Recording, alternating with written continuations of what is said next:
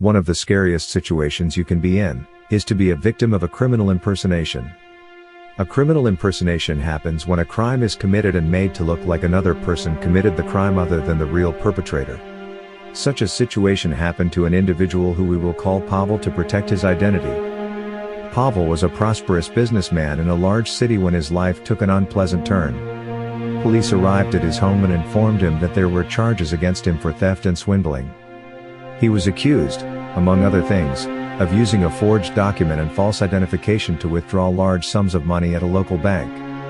A security camera at the bank recorded a vehicle that matched Pavel's car and license plate. Pavel was fortunate enough to have the financial resources to hire a top-level attorney team and a private investigator. Pavel suspected that his car had been temporarily stolen to commit the crime. However, the crime took place at a time when Pavel was out shopping, and the car showed no signs of forced entry. His private investigator, Farrell Levslin, took a close examination of the video footage taken from the bank.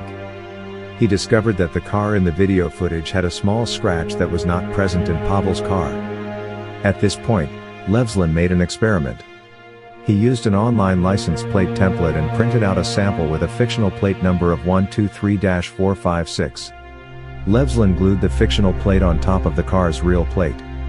He then went to the bank where the video was taken and drove the car with the fictional license plate number in front of the security cameras. He asked the manager for a copy of the footage from his experiment with the fictional plate number. Levslin compared the two videos and concluded that the real criminal must have owned an identical car and simply copied Pavel's plate number and printed out a fake license plate with Pavel's number. He asked police to examine all cars in the area that matched the same model and color as Pavel's car. Police discovered a vehicle that was identical to Pavel's car less than 2 kilometers from Pavel's home.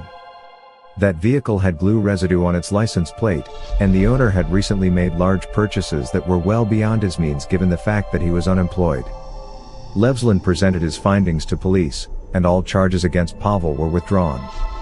Furthermore, police continued to investigate their new suspect who could not provide a convincing explanation for the large amount of cash that he had in his home. Police eventually charged him and he was convicted of all the charges and sentenced to 12 years in prison. Pavel realized that he had just avoided spending 12 years in prison for a crime he did not commit.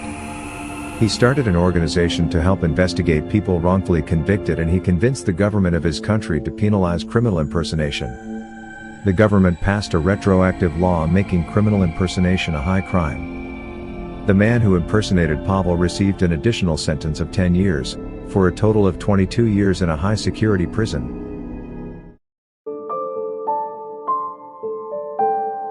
Thank you for watching Skywind007. Please give us a like and subscribe.